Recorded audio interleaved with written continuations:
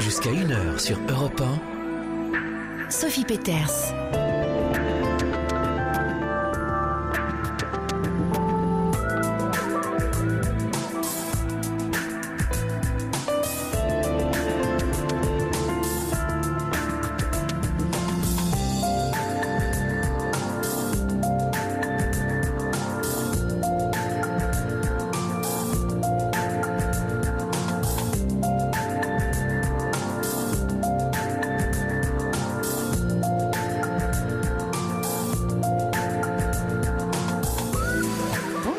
Bienvenue dans la libre antenne du week-end sur Europe 1. Alors que l'orage gronde sur de nombreuses régions de France, il arrive aussi souvent que l'orage gronde dans nos relations. Ici, au 3921, nous faisons office de paratonnerre. Nous vous aidons à tirer les leçons de ce qui vous arrive, car si vous ne choisissez pas d'évoluer, la vie vous offre l'opportunité de revivre la même situation jusqu'à ce que vous y arriviez.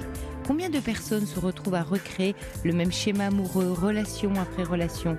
De même avec les amis, après une période excitante, épanouissante, certaines personnes finissent toujours par se disputer avec leurs amis. En famille aussi, qui n'a pas réveillé de vieilles blessures d'enfance plusieurs dizaines d'années plus tard avec ses parents, ses frères et sœurs ou des cousins. Sauf que, sans les autres, difficile de nous définir, difficile d'évoluer. C'est grâce à eux que nous sommes amenés à faire de nouveaux choix pour définir qui nous sommes et devenir une meilleure version de nous-mêmes. Alors comment se fait-il que cela soit aussi difficile au final ? Y a-t-il une clé à connaître, un principe à comprendre et qui changerait toute la donne ? Car si vous vous sentez bloqué aujourd'hui dans votre vie, c'est peut-être à cause d'une relation mal vécue. Vous savez, Einstein disait « Aucun problème ne peut être résolu sans changer le niveau de conscience qu'il a engendré ». Ce qui signifie que vous avez besoin d'aller chercher la solution plus haut, à un niveau spirituel, changer de perspective pour transformer vos relations et votre vie aujourd'hui. Et surtout d'en faire l'expérience en travaillant consciemment sur vos intentions. Allez, pendant que l'orage gronde dans le ciel, ici au 3921, on vient chercher un peu d'apaisement, on se met à l'abri. Quentin et Corentin sont à votre écoute, Fabrice aux manettes de l'émission, moi au micro, toute l'équipe est là, attentive à vous et rien qu'à vous. 3921, la ligne est ouverte et ne crains pas les orages. Europe 1. Sophie Peters. Bonsoir Karine. Oui, bonsoir. Très très heureuse de vous parler. Et encore merci pour vos introductions que j'apprécie énormément. Et celle d'aujourd'hui, justement, fait un petit peu écho. Merci. Oui, alors il y a toujours comme ça un petit miracle de synchronicité, cher à Jung. Voilà, avec mes petites intros, il se passe quelque chose alors qu'en fait, vous la connaissez pas quand vous appelez. C'est pour ça que c'est toujours assez miraculeux. Ah oui, parce que là, ça fait vraiment écho et je suis en pleine remise en question sur ce que j'ai, on va dire, que je n'ai pas réussi, on va dire, en tant que maman. Et comme j'ai 2 autres enfants, parce que je vais vous parler de mon fils aîné, je me dis, peut-être que je ne veux pas répéter l'erreur. On peut toujours, dans la réalité, dans le présent, changer les choses. Il ne s'est jamais trop tard. Alors, je suis un petit peu émue, ce qui fait que ma voix tremble un petit peu. J'en suis désolée. Voilà, je voulais vous parler un petit peu de mon fils aîné, qui me soucie énormément depuis plusieurs années en fait. Et ce qui m'a j'appelle aujourd'hui parce qu'en fait c'est suite un petit peu à une auditrice qui avait appelé vendredi soir où elle était très fière de sa fille qui avait appelé Saint-Cyr. Voilà. Et qui était en Guyane, qui était partie en Guyane, exactement. Et j'étais très très heureuse pour cette maman. J'entendais bien le fait que c'était méritant, ça venait clôturer beaucoup de travail. Et j'étais très heureuse pour elle. Et puis d'un côté, moi, ça m'attristait énormément parce que j'aurais aimé parler ainsi de mon fils, pour lequel, j'avais vu qu'il avait des bons bagages, on va dire, intellectuels, qui a été bon élève, vraiment jusqu'en seconde, on va dire. Et à partir de la seconde, je sais pas, il y a eu quelque chose, donc j'ai jamais su. avec une seconde qui a failli être redoublée, avec un passage en première où ça s'est pas très très bien passé, mais quand même passage en terminale, avec un décrochage scolaire mais complet, donc où le lycée m'avait appelé, où il fuguait de l'internat parce qu'il était interne, donc il s'est fait exclure de l'internat. On a su également qu'il fumait du cannabis, donc il a eu aussi des démêlés juridiques par rapport à ça. Donc une terminale qui a été un petit peu difficile. Donc là, on avait mis un petit peu... Alors je dis on, parce que le papa avec qui je suis séparée était quand même très présent. On a une garde alternée, donc voilà, on était quand même... Oui, donc les deux parents étaient très présents auprès de lui. Bon, lui c'est la pleine adolescence, hein, les années lycée. Donc la troisième au collège d'abord est une classe assez difficile et souvent c'est effectivement c'est une classe où il se passe beaucoup de choses pour les jeunes à cet âge-là et effectivement ça enclenche ou pas quelquefois un aiguillage au niveau du lycée et puis des fréquentations, des bandes, voilà, ils sortent un peu du giron familial et là ils explorent et quelquefois ils explorent en se mettant eux-mêmes un peu en danger en fait. Ah ben là, il s'est carrément mis en danger parce qu'il a eu un rappel à la loi quand même au niveau... Donc il a été convoqué au tribunal. Il a eu un deuxième... Enfin, il y a eu quand même du deal aussi. Il y a eu des choses où il a été loin. De notre côté, donc, on avait tenté quand même, parce qu'il avait tenu aussi des propos de mal-être, où il allait vraiment pas bien, donc il avait été reçu en urgence au CMP. Il y a eu des entretiens également à la maison des adolescents. Il y avait aussi une association par rapport à tout ce qui était addicto. Premier rendez-vous, ok. Et deuxième rendez-vous où il n'en aurait pas. Même en allant me chercher, je me vois avec le surveillant, plusieurs fois on l'a cherché dans le lycée où il se cachait, pour ne pas honorer le rendez-vous prévu au CMP ou prévu à la maison des adolescents. Donc vraiment... Et lui, il tenait un discours, alors mis à part quand il avait des idées suicidaires, où il allait pas bien, où il le disait. Après, pour tout ce qui était donc sa consommation de cannabis, tout allait bien, tous les jeunes fumaient, c'était pas un problème, on n'avait pas à se mêler de ça, entre guillemets, tout allait bien. Donc, il nous a quand même dit, suite à son échec dans sa première terminale, qu'il voulait revenir dans l'Est de la France, puisqu'on est originaire de l'Est, on est allé dans l'Ouest, parce qu'en fait, c'était ça, son mal-être. Donc, il a fait une deuxième terminale en étant interne dans un lycée donc, de l'Est de la France. Parce que vous avez quitté, il avait quel âge ? Il était en 6e, donc il avait 10-11 ans. Et il dit qu'il ne s'est jamais intégré dans la nouvelle région ? C'est ce qu'il dit, et pourtant dans les faits, sur le coup, c'est vrai que il était contrarié de quitter ses copains. Maintenant, il était quand même très en lien avec eux, puisque chaque vacances, on revenait donc dans l'Est, où hop, il revoyait un petit peu sa bande d'amis. Il y avait à ce moment-là, je sais plus s'il avait pas de téléphone, mais nous, on l'a jamais vécu comme ça, parce qu'en fait, c'est vrai que même toutes ces années collège ici, dans l'Ouest, c'était un gamin qui était heureux, il y avait toujours des nouveaux copains à la maison. Moi, j'ai jamais senti ce mal-être-là. Après, c'est ce que lui nous a dit, en effet. Donc, il a fait une deuxième terminale dans l'Est, donc en étant interne, et puis le week-end en venant chez mes parents. Où là, ça s'est pas trop mal passé, donc il a eu le bac l'année dernière, avec une possibilité d'aller en IUT. Donc on était super contents, super fiers, par rapport un petit peu et puis lui-même disait qu'il allait bien, voilà. Donc chambre d'étudiants, l'IUT, fier de montrer un petit peu quand on a été visité en début d'année scolaire. Et donc là, en avril de cette année, on a su qu'il avait complètement décroché, donc depuis novembre. Donc, qui passe ses journées dans sa chambre d'étudiant, devant l'ordinateur, et moi, depuis, j'ai beaucoup de peine à l'avoir au téléphone. Donc, quand je l'appelle, il ne décroche pas. J'envoie des textos, des messages, il ne décroche pas. Il ne rentre pas non plus les week-ends chez mes parents, donc on a très peu d'échanges, de nouvelles. La seule chose que je sache, c'est qu'il ne veut pas revenir, lui, dans l'Ouest. C'est que Et donc, je ne sais pas. Et son papa est dans l'Ouest aussi ? Oui. Et il n'a plus trop de contact du coup avec son papa parce que je pense que... C'est quoi les projets cet été que vous avez en famille ou avec lui ? Donc il a des frères et sœurs, vous me dites ? Alors il a 2 frères. Oui, il a 2 frères qui ont donc 15 ans et 13 ans. Avec qui il s'entend bien ? avec qui il s'entendait bien. Alors je parle au passé parce qu'en fait la dernière fois que j'ai vu mon fils, c'était à Noël.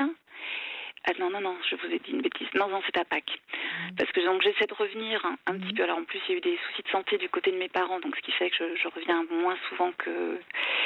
C'est pas aussi facile que ça. Mais donc voilà, quand je vois mon fils, c'est quand moi je retourne dans l'Est, parce que lui ne veut plus du tout venir dans l'Ouest. C'est-à-dire que pour lui, il est hors de question, même si je lui achète son billet de train, qu'il vienne. Enfin, là, les prévisions cet été, c'est que j'aille de nouveau dans l'Est pour lui préparer un petit peu parce qu'il s'est inscrit à la faculté. Donc on aura la réponse là demain ou après-demain, voir puisqu'il n'est pas pris. Pourquoi vous faites Parce que j'y crois pas. Ah oui, alors là, vous venez de dire une phrase capitale, Karine. Il le sent que vous y croyez pas. Et il va pas trouver de la ressource si ses parents ne croient pas en lui. Il a déjà du mal à croire en lui. À cet âge-là, ce sont des éponges, comme les petits, mais encore plus d'ailleurs les ados, tourmentés, mal dans sa peau. Vous me dites en plus c'est grave, il a des idées suicidaires, il a du mal à trouver sa place dans la vie, à trouver la vie douce pour lui. Si jamais il sent autour de lui des parents anxieux, qui croient pas en lui, qui pensent qu'il a raté sa vie, vous imaginez bien qu'il se dit la même chose. Il est loin d'être idiot, donc il a du mal aussi avec ça. Donc il a besoin de ressources, de soutien, que vous regardiez chez lui tout ce que vous savez qui fonctionne bien. C'est-à-dire tout ce qui est constructif et positif en lui, que vous savez, puisque vous dites jusqu'au collège, ça allait.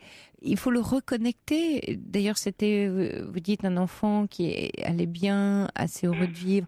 Reconnectez-le à ça. Il a pris, une garde aiguillage, un mauvais embranchement, peut-être des relations. Ils sont très, très influençables entre 15 et 20 ans. Donc, quand, on n'est pas sur place ou qu'il n'y a pas une vigilance accrue des parents, quelquefois, effectivement, ils partent, dans des comportements où il lâche tout, il a fumé, etc. Ne l'enfermez pas dans ce que vous avez vu, parce qu'il est bien plus que ça, votre enfant. Sinon, il a aucune chance dans la vie.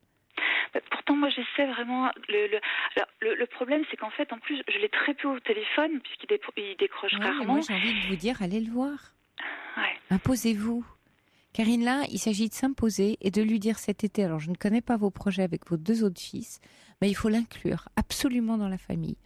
Qu'il soit d'accord ou pas, vous ne lui laissez pas le choix. Même s'il est majeur, vous allez me dire, il ne va pas vouloir venir, etc. Mais tout dépend du ton que vous employez. Si c'est un ultimatum et vous lui dites maintenant, c'est décidé, voilà ton billet, vous lui envoyez le billet, tu viens, et il sent votre détermination, ça va l'aider. Et même s'il fait la gueule, et même s'il n'a pas envie de venir, qu'il soit avec vous, qu'il soit inclus avec ses 2 autres frères. Oui, parce que moi je rêve de ça, parce que quand je vais dans l'Est, en fait, je le vois très très peu. Il m'accueille quand je rentre de la gare, et hop, après il part donc avec sa bande d'amis. La dernière fois. Mais de quelle façon vous vous imposez Alors, vous arrivez à la gare, il part avec sa bande d'amis. C'est non. Vous lui dites, c'est non, moi je viens de traverser la France pour venir te voir. Non, tu ne pars pas avec ta bande d'amis. J'ai besoin de te voir. Ne lui laissez pas ce choix. Sinon, il s'échappe tout le temps. Oui, et du coup, il se perd tout seul, en fait.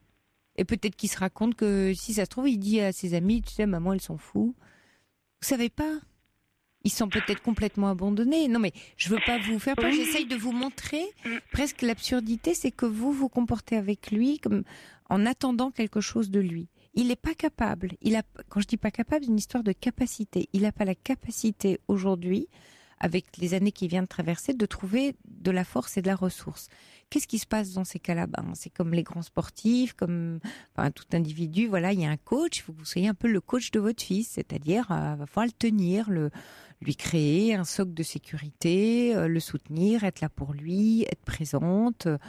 Et ça, vous pouvez. Ça, c'est votre territoire à vous. D'accord.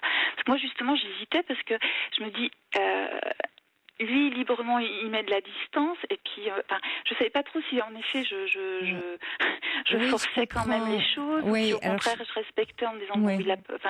Je comprends, Karine, parce qu'effectivement, avec tout ce qu'on entend en psy sur les relations parents-enfants, on se dit, un enfant qui prend de la distance, faut respecter, il a besoin de sa liberté, de son indépendance. Tout ça est juste. Mais tout ça est juste si le contexte est sain, enfin, si dans le contexte, par exemple, dans un an, je vais vous prendre un autre exemple. Si vous étiez très fusionnel, la famille très liée, et tout d'un coup, il réclame d'aller dans l'Est, et il n'est pas en échec, il trace, mais il a plus envie de vous voir parce qu'il vous a trop vu. Ce sont des choses qui arrivent. Mais pourquoi pas? Après, c'est vous qui allez mal le vivre, mais là, effectivement, il prend son envol, son indépendance, il décide de faire ses études, je sais pas où, à l'étranger, mais voilà un jeune qui n'est pas en souffrance. Là, vous avez un enfant qui est en souffrance depuis maintenant 4 ans. Si je compte les 3 années de lycée plus la première année d'IUT, il est ça fait 4 ans qu'il est quand même pas très très bien. C'est beaucoup à cet âge-là.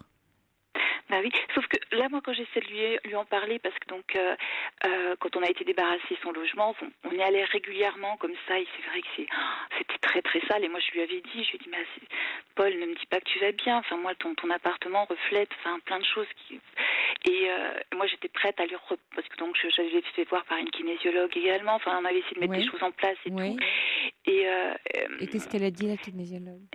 Alors la kinésiologue, en fait, je l'avais fait voir quand il était encore ici pour sa première terminale, et c'est elle un petit peu qui m'avait, parce que moi je me posais plein de questions, est-ce qu'on accédait à son désir, qu'il retourne dans l'Est, parce que moi je voulais pas non plus mettre mes parents en difficulté s'ils continuaient à fumer, s'ils faisaient encore des choses qui n'étaient pas forcément évidentes pour eux.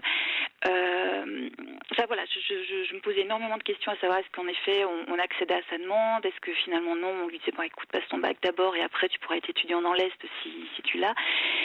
Et c'est elle qui avait quand même dit pourquoi pas, donnez-lui cette chance-là après tout. Après faites-lui confiance, c'est la même chose. Mais c'est vrai qu'elle m'avait pas donné plus de... elle l'a vu peut-être 5 fois. Et c'est elle qui a dit, là, écoutez, ça devrait aller. C'était juste avant qu'il ne passe le bac. Donc, c'était aussi par rapport à ça, aussi, la gestion du stress. Lui, il n'était pas stressé, mais... C'est vous qui êtes stressé pour lui. Vous savez, quand les parents, et notamment la mère, vit tout ce que lui devrait vivre, c'est-à-dire être responsable, stressé pour ses résultats, très concerné, vous portez les choses pour lui, il porte rien. Et il vous entend lui dire c'est pas normal, tu devrais être ceci, tu devrais être cela. Et lui, presque inconsciemment, se met en difficulté pour ne pas correspondre à ce que vous lui demandez d'être. Parce qu'il a le sentiment qu'il est autre et que vous l'enfermez. Donc il se crée des libertés dangereuses pour lui. Parce que pendant ce temps-là, il n'étudie pas, il ne se construit pas. Mais il ne voit pas ça, il est trop jeune. Donc, c'est tout à fait... Oui, c'est tout à fait. C'est tout à fait ça, parce que justement, moi, je me suis dit, là, il veut nous montrer qu'il est grand, donc on va le laisser faire, voir s'il s'autonomise un peu, s'il trouve... Et il n'est pas dans cette capacité-là, puisque... Oui, mais je vous dis ça entre nous, c'est évidemment pas comme ça qu'il faut lui dire, parce que c'est dégradant et blessant et ça va pas l'aider. Si c'est pour lui dire, oui, t'as vu, tu ranges pas ton appartement et tes résultats, si c'est en mode redresseur de tort, de la morale, de l'image, comme il est un peu fragile et malheureux, il va prendre ça effectivement très au sérieux psychologiquement, sans vous le montrer, mais très au sérieux, et il va dire c'est vrai, de toute façon je suis qu'un nul, et ça ne va faire que se dégrader. Donc attention à qu'est-ce que vous lui montrez tout ce qui fonctionne. Redonnez-lui confiance en lui, ce qui est constructif. Dites-lui bien sûr que vous êtes inquiète, qu'il décroche, que vous êtes inquiète, mais que vous êtes là, bien présente, et que vous comptez le remettre à flot, et qu'il n'y a aucune raison qu'il n'y arrive pas, qu'il a une vie à construire, que c'est maintenant tout de suite que ça se passe, que ça se passera pas dans 10 ans, et qu'il peut compter sur vous, mais soyez solide au sens de l'adulte, c'est-à-dire pleine de bon sens, sans être là à déverser votre angoisse sur lui, que lui n'ait pas de bons résultats, n'y arrive pas, alors qu'est-ce qu'on va faire? Mais c'est votre angoisse qu'il fuit. C'est pas vous qui le fuit, c'est votre angoisse qu'il fuit. Donc là, par exemple, parce que je lui ai envoyé plusieurs petites annonces pour des logements, lui disant ça serait bien quand même que tu choisisses. Enfin, après avoir si c'est toi qui contacte l'agence, si c'est moi, mais il faut que ça se plaise. Et il n'en a contacté aucune. Et je me suis dit, est-ce qu'en effet, là, je voulais vraiment qu'en effet, comment dire. Je me dis d'autres jeunes auraient saisi cette occasion-là. Mais d'autres jeunes qui vont bien. D'autres jeunes qui vont bien, Karine. Si vous comparez en disant oui, normalement, il y a des jeunes, ils auraient saisi, ou je fais tout ça pour lui, il saisit rien. Mais il va pas bien. Et c'est sa façon à lui de vous montrer aussi que quelque chose ne va pas. Inconsciemment, encore une fois. Il fait pas exprès de vous embêter. Jamais un enfant fait exprès d'embêter ses parents ou un jeune. Il est plongé dans son mal-être, il a du mal à se porter, il doit peser 3 tonnes, mais je trouve en même temps formidable qu'ils vous disent qu'il a envie de reprendre des études à l'université, parce que ça signifie quoi? Et ça, vous pouvez quand même appuyer dessus, c'est qu'il passe de l'IUT, qu'il a arrêté à l'université. Est-ce que vous avez enquêté pour savoir comment il est arrivé là? Est-ce que c'est pas parce qu'il se dit que justement il est assez brillant, intelligent et qu'il qu'il peut prétendre à un niveau d'études plus supérieur et qu'il est prêt à se donner les moyens? Est-ce qu'il n'y a pas cette intention-là profonde chez lui? C'est quoi l'idée d'aller à l'université pour arrêter Alors, lui, ce qu'il en a dit, et finalement, donc il était en filière scientifique, oui. Donc là, il va s'inscrire à une faculté de lettres, et qu'en effet, il est plus, voilà, c'est ce qu'il me dit. Alors c'est vrai que je suis surprise parce que je me dis, on s'est trompé, mais depuis la seconde sur l'orientation et tout ça. Mais moi, c'est vrai que ce qui me faisait un petit peu peur, c'est que moi, j'appréciais l'IUT parce que je m'étais dit, il a besoin d'un cadre très scolaire, très très rigide, parce que j'ai peur qu'en effet, il n'aille pas en cours. Et c'est un petit peu ça qui me fait peur avec le système de la faculté, c'est que. Mais Karine, vous lui faites pas confiance et vous êtes complètement envahie par vos peurs. Travaillez vos peurs parce que c'est ça qui va aider votre fils. Quelquefois, on aide beaucoup nos enfants à faire un travail sur soi. Parce que quand il va sentir une maman beaucoup plus solide et moins inquiète pour lui, il va y croire. Il va croire qu'il est capable. Tant que vous êtes inquiète, il pense que maman ne croit pas en ses capacités. Vous êtes tellement inquiète pour lui qu'il se dit, elle a raison, hein. Il est en train de vous donner toutes les bonnes raisons de vous inquiéter pour lui. Vous êtes inquiète, il vous sert en quelque sorte ce qu'il faut suffisamment et même à haute dose pour vous inquiéter. C'est ça qu'il est en train de faire. Mais c'est inconscient, hein, évidemment. Hein. C'est-à-dire que c'est pas quand je vous dis ça, c'est pas lui qui se lève le matin en disant je vais inquiéter maman parce qu'elle est anxieuse, elle a besoin que je l'inquiète. Non, il vit votre anxiété tellement fortement et je pense qu'il est parti dans l'Est pour essayer de quitter cette anxiété, mais en fait, elle le rattrape et l'histoire des appartes le rattrape. Donc vous faites essayez de regarder tout ce qui fonctionne bien chez lui, partout où vous avez confiance, ce petit garçon, à l'école, il doit avoir en plus un sentiment terrible de vous avoir déçu. Oh, mais c'est horrible ça. À 20 ans, on déçoit ses parents alors qu'on était un gamin si prometteur. Il y a de quoi avoir des envies suicidaires. Vraiment, vraiment. Donc, essayez de vous mettre un tout petit peu à sa place pour essayer de comprendre ce qu'il est en train de vivre, sans vous mettre vous dans la boucle, parce qu'il ne s'agit pas tant de vous, il s'agit de vous dans le sens où il y a de l'anxiété de la part des parents, il sent que c'est le mauvais garçon et du coup il fuit et il vous rend anxieuse parce que c'est ça qu'il connaît de vous. Pourtant j'essaie vraiment de... Ah, j'en doute pas. C'est vrai que quelquefois je m'en veux parce que je l'ai tellement peu de temps au téléphone que des fois j'ai l'impression de dire que des choses négatives, donc hop, j'essaie de rattraper en lui disant vraiment... Oui, mais la culpabilité vous perd. Justement, vous essayez de faire tellement bien que du coup, vous partez un coup à droite, un coup à gauche, un petit coup de redressement, un petit coup de mais non, ça va aller, un petit coup de je rassure, etc. Parce que vous vous sentez coupable en vous disant qu'est-ce que j'ai loupé. Sortez de votre ego, sortez de là. Ça n'a aucune. Vous pensez bien, c'est le métier de parent, le métier le plus difficile du monde, celui qu'on apprend nulle part. Vous imaginez bien que tous les parents, et même peut-être la maman de la jeune fille qui a fait Saint-Cyr, a eu peut-être, et on n'en sait rien, des passages à vide ou difficiles avec sa fille. On n'en sait rien. On n'en sait absolument rien. D'accord ? Et la vie est très longue avec nos enfants. Donc il est toujours possible, dans l'ici et maintenant, de faire le constat de dire, ça va pas. Qu'est-ce qui est de ma partie? Qu'est-ce que je peux faire? Et ce que je peux faire le mieux, c'est calmer mes angoisses en ce qui vous concerne, vous, Karine. Et puis, essayer d'être un petit peu à son écoute en lui montrant tout ce qu'il fait très bien. Et en essayant, mais pour ça, il va falloir que vous alliez chercher en vous et calmer vos angoisses pour qu'il sente la confiance que vous pouvez avoir en lui. Que vous soyez assez solide pour qu'il puisse s'appuyer sur vous.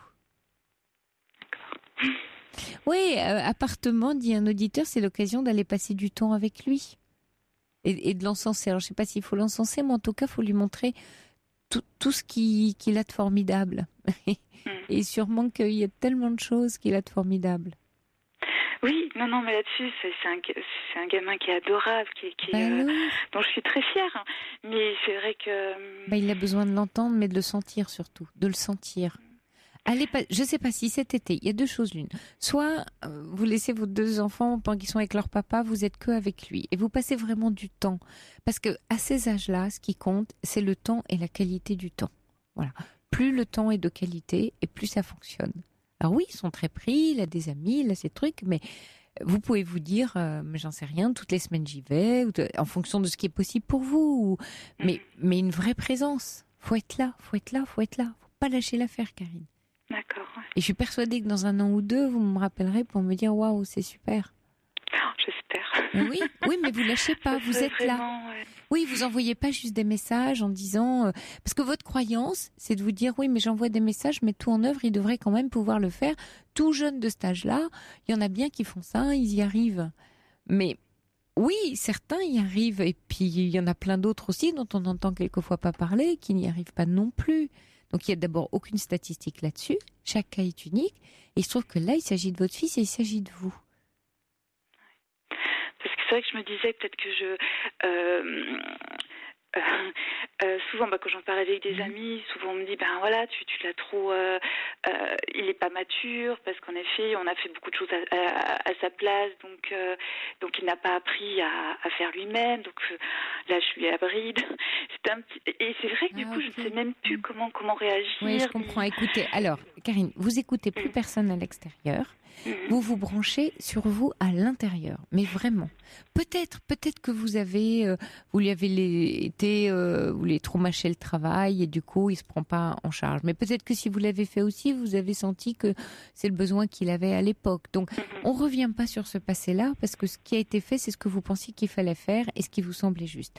Mais au lieu de raisonner et d'aller chercher des conseils à droite à gauche, conseils qui n'en sont pas parce que les gens ont beau jeu de vous culpabiliser sur ce que vous auriez dû faire. Là, j'allais dire, on est sous l'orage, c'est ici et maintenant que ça se passe. Donc, d'aller se dire, oui, j'aurais dû, j'ai pas fait. Bon, c'est fait, c'est comme ça. Donc, avec les enfants, à un moment donné, c'est vraiment se connecter au présent. C'est ça qui est merveilleux d'ailleurs avec les enfants. C'est qu'ils nous permettent de nous mettre dans le réel et dans le présent. Et c'est là qu'on peut résoudre les choses. C'est là qu'on arrange les choses. Oui, on peut avoir des regrets, on peut dire oui là j'aurais pu être plus présente, là j'aurais pu lui donner plus d'autonomie. Très bien, mais il y a aujourd'hui et aujourd'hui il est encore tout jeune, il a 20 ans. Donc vous imaginez bien que rien n'est voilà, les dés sont pas jetés, rien n'est fichu, loin de là. Et rentrez en vous-même en vous disant qu'est-ce que je souhaite vraiment? Qu'est-ce qui compte vraiment pour moi? Comment je sens les choses? Moi qui le connais bien, de quoi il a besoin? Et aller chercher, c'est ce que je disais à un auditeur hier qui avait bien compris aussi la situation, d'aller chercher du courage dans le sens du cœur. Allez chercher votre cœur. Votre fils a besoin de votre cœur. Donc il a besoin de votre courage, de votre cœur, de sentir que la mère, elle y va, quoi. Voilà. Et elle n'a pas peur pour lui. Elle sait qu'il va y arriver. Elle le sait dans ses tripes de mère qu'elle va y arriver. Parce que c'est son enfant, qu'il est formidable et qui mérite de réussir. Ouais. Ça vous parle quand je vous dis ça comme ça, là? Quand je fais ce portrait-là de vous? Ça me parlait, vraiment, ça me parlait quand il était plus jeune. Là, j'avoue que j'ai tellement... Tellement inquiète. Oui, je suis inquiète parce que j'ai l'impression qu'il a perdu toute motivation, le sens du travail. J'ai l'impression qu'il ne l'a plus non plus. C'est possible, Karine. Et alors? Vous me racontez ça comme si c'était fini, foutu, fichu, raté, c'est trop tard, voilà, c'est une catastrophe. Il a tout perdu. Mais non, il n'a pas tout perdu. 20 ans. Qu'est-ce que vous voulez qu'on ait perdu à 20 ans? Oui, peut-être que... Et des adultes, il y a des moments où dans la vie on perd sa motivation. On passe sous un gros orage, tiens, comme en ce moment. Et puis on n'a plus la motivation. Est-ce que ça veut dire pour autant que c'est fini à vie, on sera plus jamais motivé? On n'y arrivera jamais? Ça arrive qu'on rate dans un métier, dans une activité, Et alors, bon, bah oui, on a essayé quelque chose, ça n'a pas marché, on apprend de nos expériences. Il en sera plus fort plus tard de tout ce qu'il a traversé. Ça fait du bien à entendre, oui. Il en sera fort. Il en sera fort de ses errances. Il vaut mieux qu'il erre maintenant que plutôt qu'il erre à 40 ou 50 ans en ayant fait un parcours sans faute.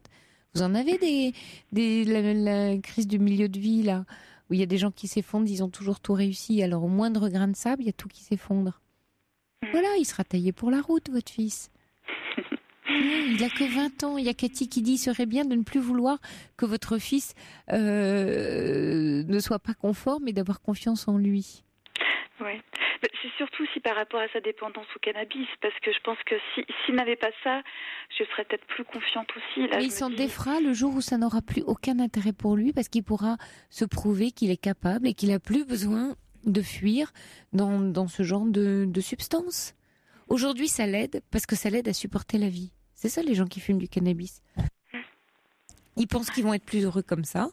J'allais dire comme ceux qui prennent de l'alcool, comme toute drogue, on se dit, la vie est un peu plus facile. Bon, en fait, elle n'est pas tellement plus facile puisque c'est destructeur. Et puis surtout, faites-lui peur parce que le cannabis, ça détruit les neurones. Ah oui. Voilà. Donc vous allez lui dire à 20 ans, ses neurones sont en pleine construction jusqu'à 25, 26. Il sera adulte à 26. Il a 5-6 ans devant lui. Donc on a le temps, largement. Mais le cannabis, c'est vraiment débile parce que s'il a envie d'être stupide à 40, il en prend le chemin.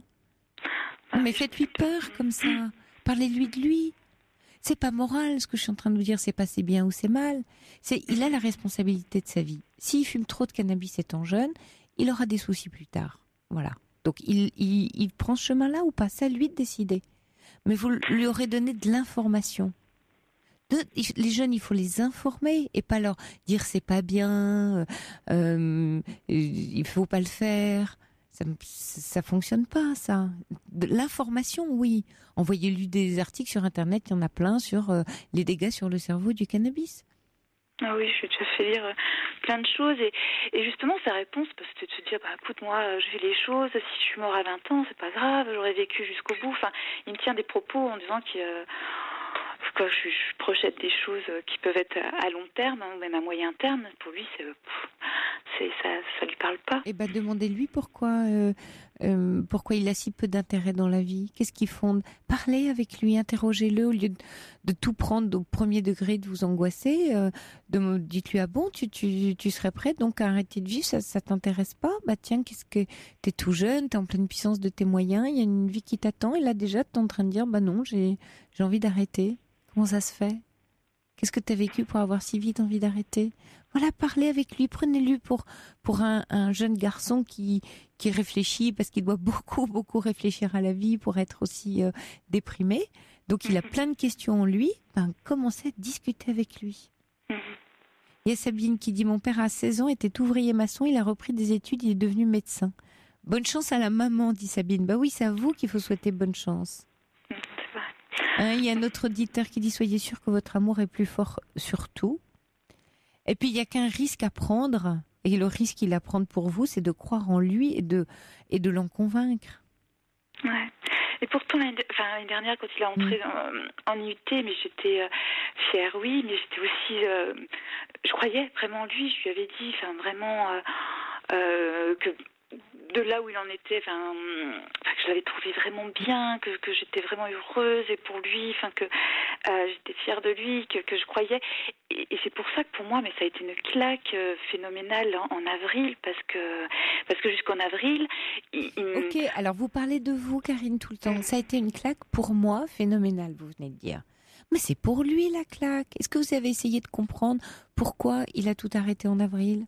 Qu'est-ce qui s'est passé? Alors lui, il a arrêté en novembre, mais il nous l'a dit qu'en avril. Il a dit que, ce qu'il m'a dit, c'est qu'il ça lui convenait pas. C'était trop lycée. C'était. À ce moment-là, c'est quoi son projet? Remettez-le dans l'action, au lieu de vous lamenter. Vous voyez, parce que là, vous alimentez, du coup, il vous l'a caché. Alors qu'un jeune qui dit, ça me plaît pas, ça m'intéresse pas, ok, d'accord, parlons-en, c'est quoi ton projet ? Il peut partir en sac à dos au bout du monde, ça lui fera du bien aussi, qu'il aille marcher. Il part tous en Nouvelle-Zélande aujourd'hui. Qu'il aille marcher un bon coup, il va comprendre que ça vaut peut-être le coup de faire des études en rentrant.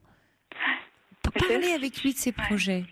Et puis vous, ce serait bien peut-être de consulter quelqu'un pour vous, mais peut-être vous le faites déjà, pour travailler sur votre anxiété. Ouais, mais je vais peut-être le faire. Non, je n'ai pas commencé, mais... Oui, ce serait bien pour vous. Il y a Marc qui dit Karine, le passé c'est le passé, il est majeur, mais c'est votre enfant, allez le voir, donnez-lui de l'amour, il a plein de choses à vivre. Ne doutez pas de ses choix d'études, il fume pour fuir un mal-être. Aimez-le en lui disant courage à vous. Oui, mais je lui dis en plus, je veux dire, je lui dis régulièrement. Oui, mais Marie a raison, elle dit ce jeune homme est vraiment dans la provocation, peut-être bien pour interpeller sa maman. C'est pas tant ce que vous lui dites, Karine, qui compte, c'est la façon dont vous lui dites. Ouais. Non, la façon, c'est-à-dire votre conviction profonde. Parce que vous parlez depuis votre angoisse. Donc qu'est-ce qu'il entend, lui ? C'est pas tant les mots que vous dites, c'est l'angoisse de maman qu'il entend. Et il fuit quoi ? Il fuit l'angoisse de maman, qu'il ne veut pas ressentir. Donc si vous soignez votre angoisse, vous allez voir que c'est ça qui va le changer. Vraiment. Je vais consulter au plus vite. Ouais. Et voilà, j'ai envie de vous dire, cessez de vous inquiéter, Karine, parce que tout est juste. Et il est là dans votre vie, cet enfant, pour pointer votre anxiété, vous dire, maman, fais quelque chose. D'accord, je vais écouter, je vais faire vraiment pour... Oui. Bon courage à vous. Merci d'avoir beaucoup, appelé. Merci aux auditeurs, c'est vraiment très gentil. Merci. Au revoir. Toutes vos confidences à Sophie Peters au 39 21. 50 centimes la minute plus coût de l'appel.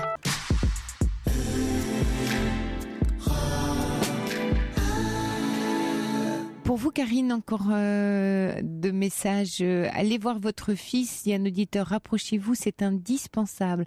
Comment gérer cette situation à distance ? Ce n'est pas possible. Foncez. Il a besoin de votre présence. C'est votre place. Voilà, j'espère que vous allez retrouver le contact et le lien avec votre fils, Karine. Bonsoir, Lila. Bonsoir. Bonsoir, Sophie Peters. Voilà, je vous remercie justement de me prendre à l'antenne. Bienvenue. Et voilà, en fait, c'est pas évident de parler au téléphone qu'à la radio. Voilà. Ça fait tout drôle. Oui, voilà, ça fait drôle. Ça fait drôle. On réalise je suis pas. pas trop à l'aise dans le téléphone, c'est vrai. Voilà, c'est quelque temps que je voulais vous appeler plusieurs fois, mais j'ai pas osé appeler parce que c'est pas évident. De passer déjà au téléphone, c'est pas facile. En plus à la radio, c'est autre chose. Oui, c'est courageux. Voilà. Merci d'appeler. C'est vrai que c'est courageux de prendre son courage à deux mains, de dire je vais appeler. Ouais. Voilà, ça fait des années que j'écoute la radio, en fait, votre chaîne, l'émission, en fait. Très des bien. années, longtemps, et voilà, je suis habituée à écouter chaque soir et.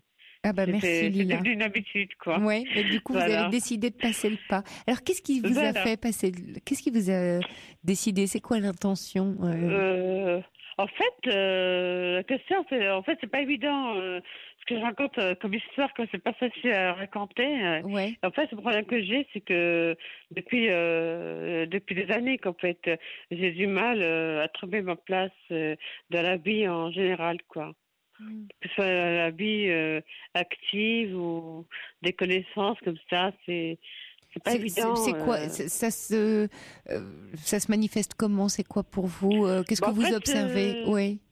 En fait, moi, j'ai observé plusieurs fois quand je suis en groupe, ou quand je suis dans le travail ou en formation. En fait, j'ai une peur à l'intérieur, en fait. Je tremble à l'intérieur et j'ai du mal, en fait. Je suis bloquée, en fait. Et du coup, vous n'osez plus prendre la parole dans le groupe, voilà, vous absolument, montrer. Voilà. Ouais. Et après, je m'enferme de plus en plus. Et après, je m'isole complètement. Et après, je suis déçue de commencer la formation ou le travail, puisque je me dis, je sais pas comment je vais arriver jusqu'au bout, qu'en fait. Ça va pas être évident et je m'enferme en fait. Oui, et dès que vous êtes finalement avec d'autres, vous êtes très anxieuse de qu'est-ce qu'ils vont penser de moi, ils vont voir que absolument. Je pose beaucoup de questions et des fois, ça n'a rien à voir, mais c'est moi qui fait ce blocage en fait. Bien sûr, et vous avez raison, Lila, parce que ça occupe toute la place. Pendant ce temps-là, vous pouvez pas être en lien avec les autres. Donc en fait, vous vous absentez du groupe en étant complètement angoissé. Et c'est vrai que le sentiment après que vous avez, c'est de dire j'ai pas ma place, parce que alors prendre sa place, c'est aussi sortir de soi d'une certaine manière. Vous êtes tellement branché sur vous, sur l'angoisse. Alors, mais de quoi vous auriez qu'est-ce qui se passe si les autres, vous pensez, vous voyez tel que vous connaissez? Qu'est-ce qui se passe? Vous avez honte? C'est quoi le sentiment? En fait, ce qui se passe, c'est que j'ai pas tellement confiance en moi. En fait, je doute beaucoup de moi, quoi. En fait, depuis l'enfance, en fait, que je vis cette vie-là, qu'en fait. Qu'est-ce qui s'est passé dans l'enfance? Quelque chose vous a fait honte? Vous a dit que vous aviez qu'il fallait vous cacher, que quelque chose n'était pas beau, pas bien, pas bon? Non, parce que j'étais déjà timide, déjà petite, quoi, à l'école maternelle déjà. Hein. Oui. Je me souviens que j'étais partie de l'école, j'étais petite, j'avais 5 ans, quoi. Je suis partie d'école, je voulais me sauver pour rentrer chez moi à ma maison, et la maîtresse, elle m'a rattrapée au bout du chemin, et puis elle m'a ramenée à l'école, et c'était vraiment très, très douloureux pour moi, parce que j'étais très, très fusionnelle avec ma mère, quoi. Ah, et j'ai du mal à couper complètement, voilà. J'étais tout le temps avec elle, et j'y arrivais pas, quoi. Donc en dehors de maman, vous étiez en danger. Voilà, absolument. Parce que par rapport, comparé tout à ma grande sœur, elle n'a pas connu ça, quoi. Parce que elle a 1 an de plus que moi, 1 an et demi. Elle était déjà grande. Je veux dire, elle arrivait quand même, elle s'intégrait un petit peu quand même par rapport à moi, quoi. Oui, d'accord. Et j'ai mal vécu, en fait. J'ai mal vécu parce qu'on me voit comme quelqu'un qui n'était pas capable de réussir, qui n'était capable de rien, et c'est vrai.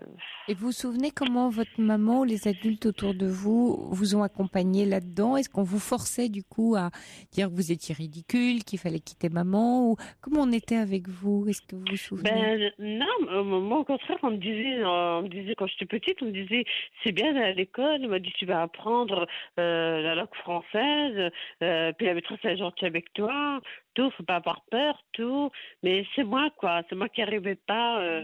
Je me rappelle quand j'étais petite, on m'arrachait, en fait, on me ramenait de force en fait à l'école. Et votre maman, elle allait bien? Elle allait bien? Oui, elle allait bien. Non, elle allait bien. Ouais, et vous n'aviez pas le sentiment de devoir rester avec elle pour la protéger? Quelquefois, ça arrive, les enfants. Je sais pas ce que ma mère elle me racontait quand j'étais petite. Elle m'a dit, quand j'étais petite, j'aimais beaucoup m'amuser avec les copines, tout ça. J'étais pas. Donc vous étiez pas. Voilà. C'est un peu bizarre. Voilà, c'est un peu bizarre en fait. C'est paradoxal. Je sais pas si c'est l'école là qui a fait peut-être référence parce qu'on m'a mis directement à l'école quand j'étais petite. Oui. Quand on est arrivé en France, on est arrivé en 70. J'avais 5 ans en fait que je suis arrivée en France. Et puis elle m'a ramenée tout de suite à l'école maternelle, à l'école française qu'en fait. Oui. Et puis, quand j'étais trop souvent avec ma mère, quand j'étais petite, tout ça, et le fait qu'on m'a ramenée à l'école, on m'a mis à l'école, pour moi, c'était un arrachement, qu'en fait. Je sais pas ce que c'est passé. Mais après, vous avez eu des amis, vous disait votre maman. Après, c'est pas évident, parce que j'étais vraiment, comment on appelle ça, je sais pas, j'avais une fille, elle n'arrêtait pas de m'attaquer en fait à l'école. Vous sentiez en danger? On allait faire des sorties tout le temps. Il y avait une fille qui vous attaquait. En fait. J'étais beaucoup mystère en fait. Elle prenait tout le temps en moi. C'était tout le temps en moi qu'elle s'y prenait. Moi, j'ai pas osé me défendre. J'ai pas osé lui dire à la maîtresse parce que j'avais peur qu'elle le sache. Et c'était, voilà. Et là, vous aviez quel âge? J'avais la maternelle. 7 ans. 7 ans. L'école primaire après, oui. 7 ans. Ça m'a poursuivi longtemps. Bien sûr. Oui. Et vous en parlez bien aujourd'hui? Vous en avez déjà parlé à un thérapeute? Vous avez fait un... Non, pas vraiment, parce que non, j'oublie complètement en fait. Je sais que ça vient de là, mais Oui, parce que vous avez une bonne conscience de ce traumatisme qui est en fait toujours là et qui est toujours à l'œuvre. Alors, ce que je vous propose, Lila, c'est qu'on va échanger autour de ça juste après le journal, donc vous ne quittez pas. Et puis on va un peu avancer ensemble juste après. À tout de suite. À tout de suite, Lila. Jusqu'à 1h sur Europe 1. Sophie Peeters.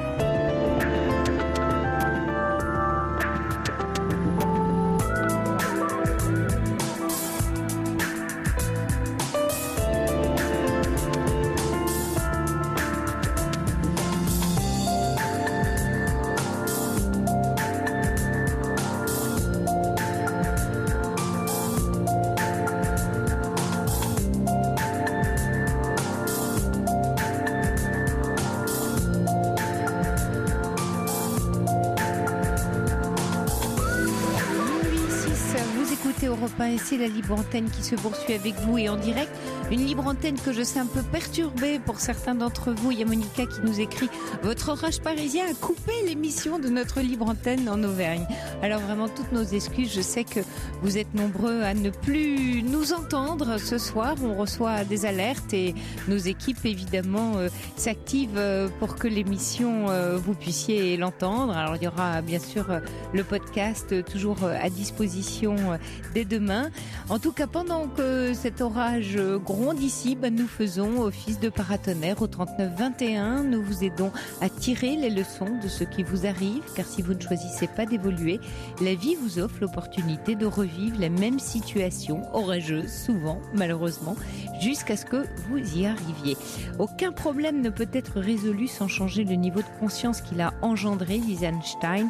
Vous avez besoin d'aller chercher la solution plus haut, à un niveau spirituel, de changer de perspective pour transformer vos relations et votre vie aujourd'hui et surtout d'en faire l'expérience en travaillant consciemment sur vos intentions. Allez, pendant que l'orage continue de gronder dans le ciel, ici au 3921, on vient chercher un peu d'apaisement. Quentin et Corentin sont à votre écoute.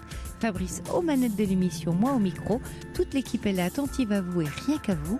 3921, la ligne est ouverte et ne crains pas les orages. Europe 1. Sophie Peeters. Bonsoir Lila. Oui, bonsoir. On vous avait perdu, on a eu peur. Oui, voilà. Pendant que je faisais ma petite intro, on m'a dit « Ouh là là, on a perdu Lila ». J'ai dit « Aïe ». Oui, c'est vrai. Non, c'est pas de son. C'était coupé, le son était coupé. C'était coupé. J'étais obligée de couper le portable parce qu'il n'y avait pas de son, il n'y avait rien. Donc, vous êtes dans quelle région là, Lila ? Région, la Lorraine. Quoi. En Lorraine, d'accord. Oui. Et ça tonne fort. De changer de région. Oui. Alors, oui, pardon. Allez-y. Oui, non, vous nous disiez donc juste avant le journal, voilà, que vous étiez une enfant qui avait eu du mal à quitter sa maman pour aller à l'école, mais surtout qu'à 7 ans, vous aviez vécu un épisode douloureux pour une petite fille. Vous étiez le bouc émissaire à l'école et avec un autre enfant qui vous malmenait. Et ça peut être toujours à l'œuvre sur le plan émotionnel, en fait, chez vous. Oui, et qui expliquerait que vous êtes anxieuse parce que il y a toujours cette petite fille à l'intérieur qui a peur d'être malmenée, d'être ce bouc émissaire, donc qui cherche à se cacher. C'est vrai, même dans les relations, je dis franchement, honnêtement, même dans les relations amoureuses, j'ai du mal, en fait, c'est pas le fait de rencontrer quelqu'un, j'ai pas de difficulté à rencontrer les hommes, tout ça, c'est pas un problème. Mais le fait, j'ai peur de m'attacher à la personne, et puis qu'après, il m'abandonne comme ça, et j'ai très peur de ça, en fait. Ouais. Et pour ça, j'évite, en fait, de m'engager avec quelqu'un, en fait. Bah oui, mais vous évitez de vivre pendant ce temps-là, Lila. Parce que la vie est faite, effectivement, aussi, bien sûr qu'il y a des orages dans la vie, et des ruptures, et des choses quelquefois difficiles à vivre, mais ça, c'est la vraie vie, c'est le réel. Oui. Et que quand on se dit pour ne pas souffrir, du coup, qu'est-ce qui se passe? La solution que vous avez trouvée, c'est qu'elle vous fait souffrir, cette solution, parce qu'elle vous isole. Donc s'empêcher des relations sentimentales, amicales, par peur de souffrir, nous fait souffrir autrement, et autrement plus crûment, parce qu'on s'empêche aussi les bons moments du coup. Oui, c'est vrai.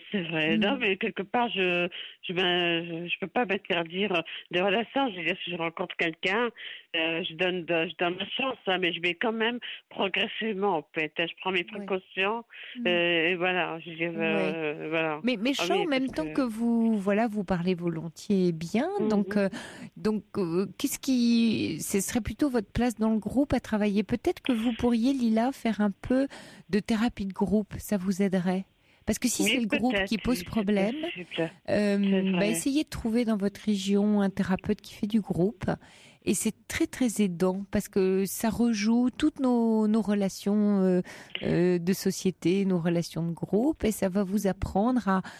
vous verrez des gens autour de vous qui parlent d'eux de façon très intime, de ce qui les agite. Ça va vous autoriser à parler de vous.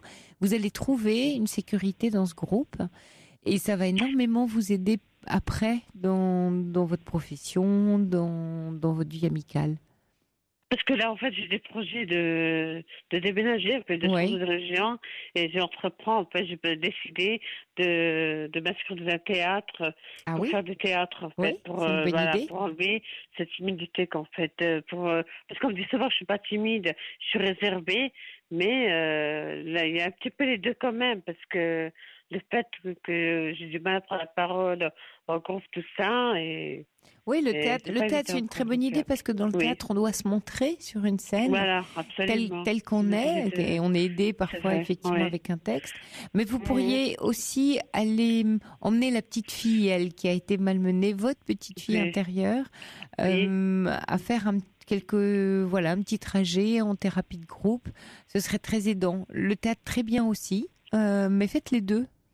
Parce que vous n'allez pas au théâtre, vous allez travailler la forme, c'est vrai, une certaine aisance, une certaine présence, donc ça va être aidant, mais ça va pas réparer la blessure, ça va pas vous aider. La blessure, elle sera toujours là. Donc dès qu'émotionnellement vous allez être chahuté, au théâtre, vous allez peut-être trouver un groupe dans lequel vous allez bien vous sentir, et donc ça va aller tout seul. Mais dans les autres endroits de votre vie, quand vous allez retrouver ces situations de groupe, la peur, elle sera toujours là, elle.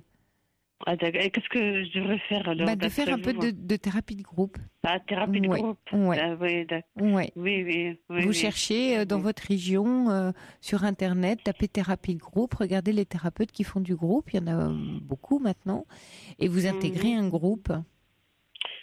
Ah, d'accord. Parce que même dans le permis de conduire, j'ai dit franchement, dans le permis de conduire, j'ai du mal aussi à prendre confiance en moi, quoi. Je sais pas pourquoi. En fait, j'ai un malaise, en fait. J'ai un malaise. J'arrive pas à être à l'aise. Oui, comme si vous étiez pas capable. Comme quelque chose qui vous dit que vous, les autres, ils savent faire, mais moi, je sais pas faire. C'est la petite histoire que vous racontez sur vous. Ouais. C'est vrai, je le dis souvent. Oui. Voilà, je me dis souvent pourquoi je réussis pas, pourquoi je suis pas capable de conduire une voiture comme n'importe qui. De conduire une voiture, c'est pas aussi compliqué sorcier. que ça. En fait, tout le monde est capable. Mais pourquoi moi j'y arrive pas? J'ai passé au moins 3-4 fois et j'ai du mal en fait à passer les étapes. Et là, j'ai décidé de reprendre la conduite là où je vais m'installer. Je vais reprendre les choses en main et obtenir le permis, puisque moi je me dis il faut vraiment que j'arrive à l'obtenir, que je puisse au moins être indépendante de ça, parce que pour moi je tiens beaucoup à la dépendance, quoi, avoir un emploi stable, le permis, la voiture, et me libérer en fait de toutes ces contraintes. Vous avez raison. Voilà, parce que 52 ans, quand mon âge, je me dis je suis pas capable de réussir dans ma vie, c'est que c'est vraiment c'est grave qu'en fait c'est. Non, en soi c'est pas grave, c'est grave pour vous. Oui, c'est embêtant pour vous parce que vous restreignez et vous savez que vous pourriez faire autrement. Donc c'est vraiment une histoire de confiance, et la confiance, c'est se dire mais exactement comme vous raisonnez là, c'est juste, c'est de dire après tout, pourquoi j'y arriverai pas? Donc je vais me faire suffisamment confiance pour me dire que je suis capable de le faire. Et c'est en faisant que vous allez découvrir que vous l'êtes. Donc oui, peut-être qu'au début, en reprenant le volant, les premiers cours, vous allez avoir un peu peur. Et puis, dites-le d'ailleurs à votre professeur de conduite en disant que vous n'avez pas confiance et qu'il faut vous aider à ce qu'on vous dise que vous faites de bien. Et dites-le vous à vous aussi. C'est important aussi, la confiance. Personne ne nous la donne. Donc, pour la trouver, c'est se créer sa fierté, finalement, se dire « Ah ben là, je suis content, là, j'ai réussi ça, je suis fière de moi, c'est formidable. » S'auto-féliciter, ça fait du bien. C'est pas narcissique, c'est juste prendre la mesure de notre propre capacité. Et il y a des choses, après tout, qu'on fait bien, d'autres qu'on fait moins bien, mais il y a des choses qu'on fait bien. Oui, c'est vrai. Non, mais moi, je sais qu'au niveau de la conscience, je sais que je suis capable de beaucoup de choses, mais oui. c'est un frein, en fait, à l'intérieur de moi qui me dit que t'es pas capable, t'arriveras pas, c'est pas la Alors, ce peine, sont laisse des tomber. croyances. Oui, voilà, c'est des Ça s'appelle croyances. des croyances. Et Mais on ces m'a fait croyances, croire, en fait, tout ça, c'est ça ah aussi. voilà. Oui, Ah oui, mais ça vient de loin, en fait. oui, mais vous venez de dire Oui. quelque chose d'essentiel, Lila. Vous avez dit, au fond de moi, je sais que c'est pas vrai. Oui, ben voilà, c'est Et vrai. ben c'est ça qui compte, Lila. vrai. Donc peut-être Oui. qu'on vous a fait croire à tout ça, peut-être aussi que vous y avez Oui. cru, parce que ben Oui. voilà, c'était comme ça. Vous aviez On m'a besoin d'y répété tout le croire. temps, en fait. On m'a tout le temps répété que je n'étais pas capable, que ma sœur était plus intelligente que moi, et Ah réussissait mieux oui, que oh là moi, là. et que moi, j'arrivais à rien. Et je veux dire, on était hypocrite avec moi, parce qu'on me disait que tu as des qualités, tout ça, mais ça suffit pas pour moi. Je dis, c'est pas des qualités que je veux entendre des choses positives, Mais pas des choses, du coup, vous avez parce que validé tout ce qu'on vous a dit, ce que font voilà, souvent, hein. absolument, Ah oui, absolument, absolument. absolument. Puis j'ai du Ouais. mal. On me dit souvent que les gens sont comme toi, et tu es capable de tout, mais c'est pas évident. Je veux dire, c'est pas facile quand on nous a pu croire depuis C'est des vrai, années et des c'est vrai. années qu'on n'arrive pas. On peut pas du jour au lendemain, tac, claquant les doigts, on arrive à tout. C'est Non, pas mais ce évident, qui va quoi, c'est vous pas aider, c'est la facile. petite voix que vous entendez, que vous Oui, venez de dire ce soir. Et d'ailleurs, dès demain matin, vous allez vous la répéter. Je sais, oui. dites-le vous presque comme un mantra. Je sais que je suis capable. Voilà, ça va être ça votre petite phrase magique, Lila. Tous les Mais le jours, problème là, aussi, cette des fois, je semaine. dis franchement, des fois, il y a des gens aussi qui m'intimident. Enfin, j'ai du mal Oui, à mais prendre partout. de la voix, à prendre Oui, Lila, mais tout le monde, de... on est tous plus ou moins, voilà, Ouais. intimidés par certaines personnes. Mais vraiment, Ouais. Lila, en vous endormant ce soir, endormez-vous en disant « Je sais que je suis capable ». Demain matin, au réveil, je voudrais que vous vous réveillez en vous disant « Je sais que je suis capable ». Voilà, juste ça. Juste ça, que votre cerveau, c'est cognitif, D'accord. qu'il puisse... D'accord. parce que vous avez engrammé en vous des croyances d'incapacité qui sont là, à l'œuvre. Et il faut que votre petite phrase soit d'ailleurs pas en mode négatif, mais en mode positif. Et que vous la répétiez très régulièrement là pendant au moins, alors on dit qu'on met 21 jours à faire un cycle au niveau du cerveau pour changer une habitude. Faites-le au moins pendant 21 jours, matin et soir. Et quand dans la journée vous paniquez et vous dites oulala, je sais pas faire, j'ai peur, etc. Répétez la petite phrase magique, je sais que je suis capable. Voilà, déjà juste ça, c'est l'information que vous allez lancer pour déclencher quelque chose. Ça ne veut pas dire que ça va enlever toutes les peurs, hein, mais ça va enclencher un autre cercle plus vertueux pour couper court à toutes les mauvaises croyances. Il y a une auditrice qui dit, l'auditrice a du courage de témoigner ce soir, ça va l'aider à aller vers les autres. Là, elle propose aussi que vous fassiez des chats amicaux sur Internet éventuellement. Mais en tout cas, c'est important ce que vous venez de faire ce soir, Lila, vraiment, très pour vous. Ça, c'est une capacité. C'est important quand même, ça, quand 52 ans, que j'ai du mal à trouver ma voix. Je vais te dire, pour moi, ce que je... Mais il n'y a rien qui est figé. La vie est mouvement perpétuel. 52, vous avez encore plein de temps devant vous. C'est formidable déjà de vous dire, j'en ai conscience, vous exprimez très bien, vous êtes très en conscience, je trouve, de ce qui s'agite en vous. Vous voyez bien où ça se passe. Maintenant, vous avez des actions à poser. Maintenant, c'est passer à l'action. Maintenant que vous avez fait le constat et que vous savez, vous dites, et c'est d'ailleurs ce que vous avez prévu, je vais prendre des cours de théâtre, faites un peu de thérapie de groupe, répétez-vous, voilà, une petite phrase qui va vous aider. Puis dès que vous allez voir que les pensées destructrices arrivent et vous scient la branche, vous leur dites non. Non, ça, je veux pas entendre. Ça, c'est non. Mais écoutez-les, parce que sinon, elles sont insidieuses, elles fonctionnent à votre insu. Ah, d'accord. Et oui, elles sont très destructrices, donc elles fonctionnent, vous allez voir, je sais pas, sous votre douche, pendant que vous prenez votre café, et tout d'un coup, vous faites un arrêt, écoutez-vous, et vous dites, ah non, je suis encore en train de me dire que j'ai peur et que ma journée va être nulle et que je vais pas y arriver. Stop, j'arrête de penser ça. C'est puissant, les pensées, Lila, c'est très, très, très, très puissant. C'est ce qu'on a de plus puissant chez les êtres humains. On se crée des maladies, on se crée des empêchements. C'est vrai. La pensée et nos pensées génèrent nos actions. Donc, on rate parce que comme la pensée racine de départ nous dit en permanence qu'on est nul, qu'est-ce qui se passe ? L'action, elle est ratée derrière. Donc ne donnez Pourtant, je suis quelqu'un quand même de motivé quand même. Ah bah ça je suis quand même s'entend. quelqu'un de persuasif. Ça et tout s'entend. ça, mais c'est vrai que c'est très juste. Ouais. Bah justement, servez-vous-en pour vous, Lila. Vous avez tout ce qu'il faut, tout est juste. Ah ben, je vais essayer de penser à ça. Ouais. Et puis, j'ai même des auditeurs qui veulent communiquer. Avec tout plaisir, ça, bien y a sûr. pas de souci, Bien sûr, Lila, on vous les communiquera. Mon expérience avec les gens comme ça, et pourquoi pas. Oui, merci d'avoir C'est vrai. rappelé ce soir, Merci. Lila. Merci à Merci vous. beaucoup à vous aussi. Oui, mais formidable, beaucoup. ça y est. Ça va être l'action qui va changer la donne pour vous. Merci. C'est important ce soir pour vous, cette nuit. Merci beaucoup. Merci Lila, je vous embrasse. Au revoir. Merci, au revoir. Pour parler à Sophie Peeters, Appelez le 39 21, 50 centimes la minute, plus coût de l'appel.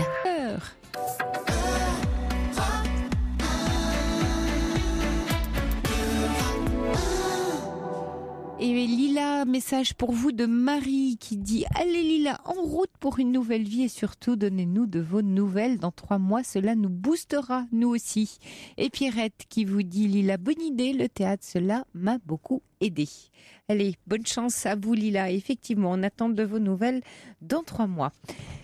Bonsoir Nathalie. Oui, bonsoir. Bienvenue. Sophie.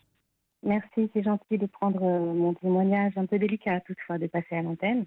Oui. Voilà, moi je voulais, ça faisait écho en fait le témoignage que vous avez eu juste avant avec Karine et son fils qui était scolarisé, j'ai pris en cours de route, mais j'ai suivi un peu tout ça tout de même.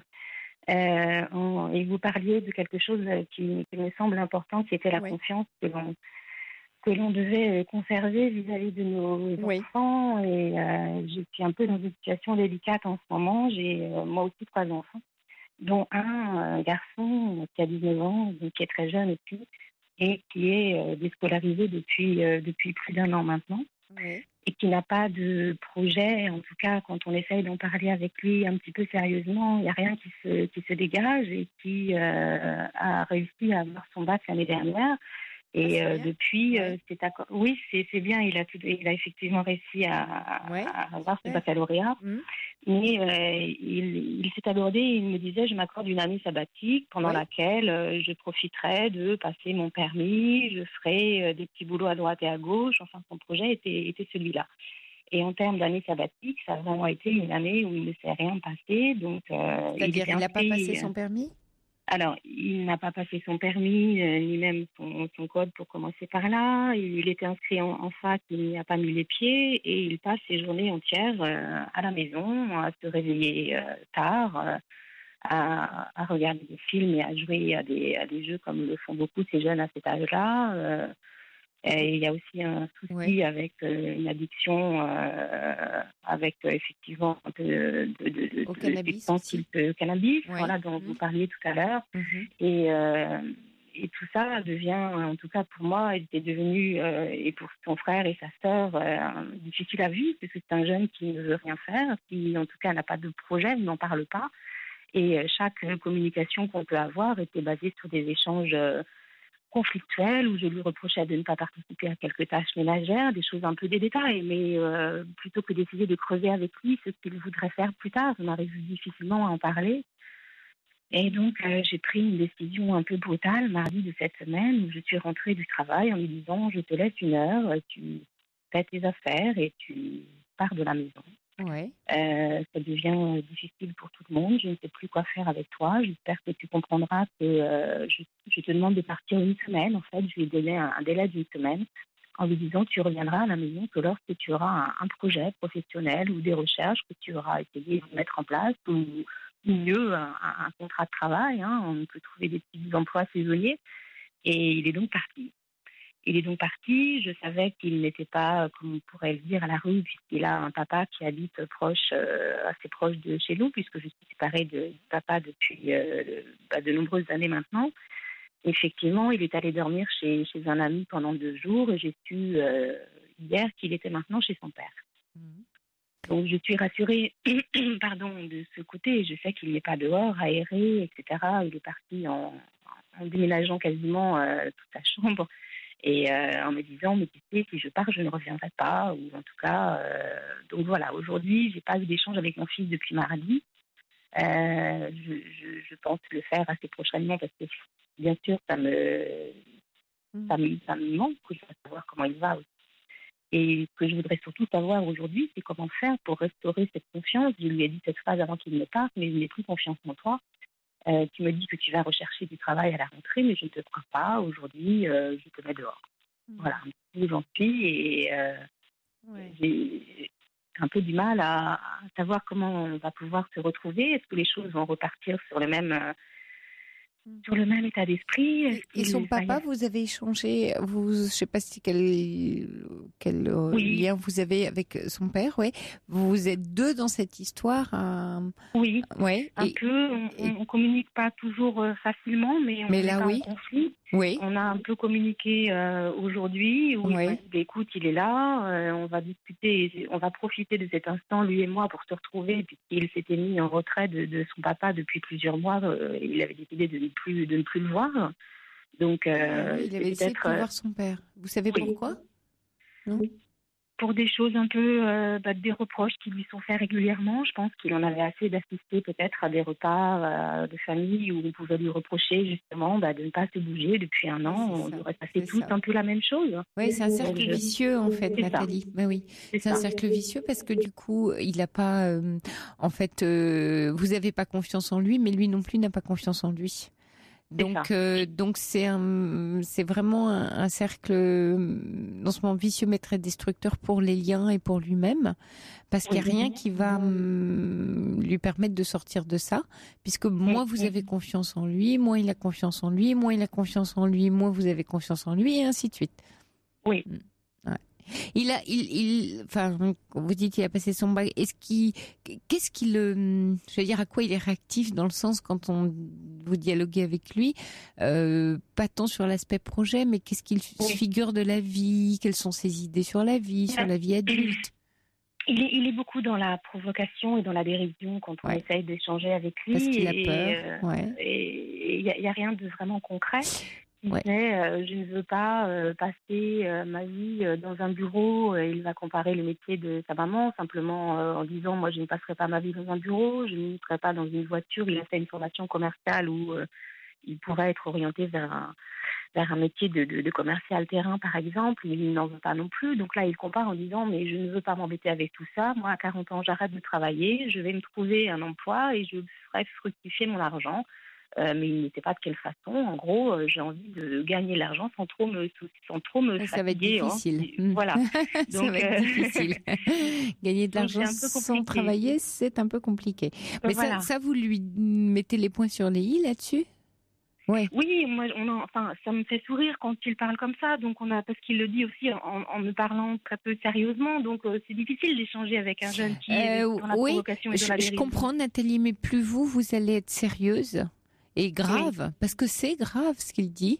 C'est-à-dire que si lui fait le malin dans la provocation, comme vous dites, en disant ce sera facile, de montrer en face une posture adulte, concernée, concernante, grave, pour qu'il se rende compte de ce qu'il est en train de se faire à lui et qu'il comprenne que c'est pas à vous qu'il fait les choses. Il est encore dans la provoque d'un adolescent qui veut embêter son père et sa mère. Mais il s'agit de sa vie là. Donc leur responsabilité, c'est de lui dire voilà, nous on a été là, on t'a élevé, maintenant tu es un tout jeune adulte, il s'agit de construire ta vie d'adulte. Alors, bien entendu, c'est très angoissant. Il faut aussi le lui dire. Et surtout aujourd'hui, avec une société beaucoup dans la performance, la réussite, les jeunes qui sortent du bac, il y a une classe d'âge entière au bac. Tout le monde a son bac quasiment aujourd'hui.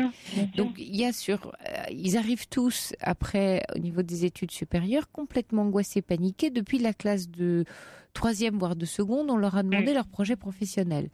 Chose à laquelle ils n'en avaient aucune idée. Il y a la PB à remplir pendant le bac qui les angoisse, l'admission post-bac pour les choix d'orientation. Donc en fait, à 20 ans, ils sont complètement stressés de faire le mauvais choix, de mal choisir, de pas savoir ce qu'ils veulent vraiment faire. Ils sont tous très perdus. Ça c'est vraiment cette génération-là. Et on les comprend. Je crois qu'en plus, il a été avec l'admission post-bac un peu déçu, puisque l'année dernière, il n'avait pas été pris dans un établissement en BTS vers lequel il voulait continuer. Et là, il avait fait à nouveau niveau des demandes, il n'a été pris dans aucun établissement. Donc là, il s'est rendu compte, je pense, que mince, le couperet tombait et qu'il allait falloir faire quelque chose vraisemblablement dès la rentrée. Mais il s'accordait encore 2 mois d'été, chose que j'avais du mal à comprendre aussi. C'est un peu comme ça que ça a dévié mardi, en me disant mais je ne chercherai qu'à la rentrée de septembre. C'est vrai, il ne saura qu'à la rentrée, c'est vrai. Ouais, c'est vrai que pendant les 2 mois, il ne pouvait rien faire, puisque c'est informatique. Ouais. Par contre, ce qu'il pouvait faire en septembre, c'est d'aller sur place dans les IUT ou les lycées pro pour les BTS ou la fac, parce qu'il y a beaucoup de jeunes qui négocient sur place en septembre. Et ça, je l'ai dit pour les auditeurs qui ont des enfants de cet âge-là, c'est important de ne pas se décourager, d'y aller, voire de les accompagner. C'est vraiment pour eux la période la plus difficile. Ils sortent de l'école où tout était très cadré et ils se retrouvent dans le grand bain à se débrouiller avec une administration qui est excessivement complexe, où ils remplissent des choses, ils savent pas s'ils vont la voir, où ils font la queue pendant des heures. C'est là où, en tant que parent, et c'est ce que je disais un peu à Karine tout à l'heure, c'est que la présence, elle est essentielle. C'est pas la même que quand ils ont 5-10 ans et qu'on les emmène à l'école ou qu'on fait les devoirs. Mais il y a une présence à avoir pour savoir quelles difficultés il rencontre. Il a dû être déçu. Il a dû être terriblement déçu. Il est terriblement déçu. Enfin, il l'a pas vraiment montré parce qu'il n'a pas c'est pas sa personnalité. Mais effectivement, là, il sait qu'il ne sera pas pris et que du coup, il va falloir trouver une porte de secours. Et c'était dans quelle discipline qu'il voulait aller? C'était vers un métier d'un statut commercial en fait, vers un BTS action commerciale. Oui. D'accord. Mais en même temps, il vous dit qu'il n'a pas tellement envie de faire du... C'est quoi ses centres d'intérêt depuis qu'il est petit? Il s'intéresse à quoi? Beaucoup aux jeux vidéo. Il y a plein d'écoles aujourd'hui dans les jeux vidéo. C'est plus du loisir, j'ai envie de dire. Mais non, c'est la génération. Il y a plein de métiers aujourd'hui. Bien sûr. Et alors pourquoi il ne ferait pas une école autour de ça à la rentrée? Aujourd'hui, vous savez, il y a un poste dans les entreprises qui s'appelle le catégorie manager, le catégorie management, et ce sont des jeunes, et il y en a aussi à Europe 1, qui s'occupent de tous les réseaux sociaux, de gérer, ou community manager. C'est soit catégorie, soit community. Et donc, ils s'occupent des communautés, des entreprises, et qui gèrent les communautés. Oui. Et il y a des études là-dedans. De parler en tout cas pour les mois à venir, de rentrer dans la restauration pour essayer de pourquoi pas faire une saison. Oui, mais vous me dites qu'il adore les jeux vidéo. Alors, il adore les jeux vidéo parce qu'il joue beaucoup. Il est un peu geek, alors. Oui. Bon, alors, c'est exactement de ces jeunes-là. Il faut qu'ils aillent dans ce qu'ils aiment parce qu'il va faire de la restauration puis il va trouver ça fatigant quand il aura... C'est dur la restauration, de servir ou d'apprendre le métier de la restauration. Donc, c'est vraiment important d'avoir, et vous pouvez peut-être un peu piloter son père, de le mettre sur ses centres d'intérêt, ce qu'il aime vraiment faire. Il y a plein de métiers autour de ce qu'aiment faire vraiment les jeunes. C'est quoi leur centre d'intérêt? Parce que, la génération des parents, on est avec nos idées d'emploi, de sécurité de l'emploi, de métiers, de compétences. Mais avec les nouvelles technologies, il y a plein de métiers que, à partir d'un certain âge, on ne connaît plus, on ne connaît pas. Et il y en a énormément. Et notamment l'industrie du jeu vidéo, il y a aujourd'hui même des jeunes ingénieurs qui ont fait Polytechnique ou les ponts qui se retrouvent à gérer des matchs en direct d'équipes en jeu vidéo. Voilà, donc il y a vous voyez des métiers qu'on connaît très très peu, des activités qu'on connaît peu, mais que ces jeunes-là connaissent. Et il y a toute une industrie très florissante du jeu vidéo. Juste pour parler de ça, mais là je vous parlais aussi des community managers. Donc tout ce qui sera les nouvelles technologies qui regardent des BTS ou des IUT là-dedans, là, il va peut-être s'amuser. Il faut qu'il retrouve du goût. Il a perdu le goût. C'est ça, qu'il n'a pas aujourd'hui. Il a perdu le goût. On n'a jamais trop parlé de ça, à part le fait qu'il passe du temps à jouer. C'est bien dommage. Dit, tiens, c'est pas être intéressant de creuser dans ce domaine-là. Mais souvent, il faut voir, Nathalie, qu'à cet âge-là, ils n'en parlent pas, ils nous en parlent pas aux adultes. Il faut aller vers eux. Et à la limite, je sais pas, si vous voulez reprendre le lien avec lui, pourquoi vous iriez pas prendre un café ou l'inviter à dîner au restaurant, dans un bistrot, n'importe où, pour passer 2 heures en tête-à-tête avec lui en lui disant voilà que poussé à bout, vous l'avez mis dehors, mais que en même temps, bien sûr, vous êtes préoccupé par son avenir. Je vous sens pas angoissée comme Karine, je vous sens plus préoccupée. Dites-lui, j'ai besoin, qu'on se parle de c'est quoi tes centres d'intérêt, en quoi moi je pourrais être supportive pour toi, t'aider dans tes démarches, parce que les démarches sont très compliquées. C'est vrai. Ils ont vraiment besoin de leurs parents pour des démarches administratives, de soutien. Et ça prend du temps, de l'énergie, je sais.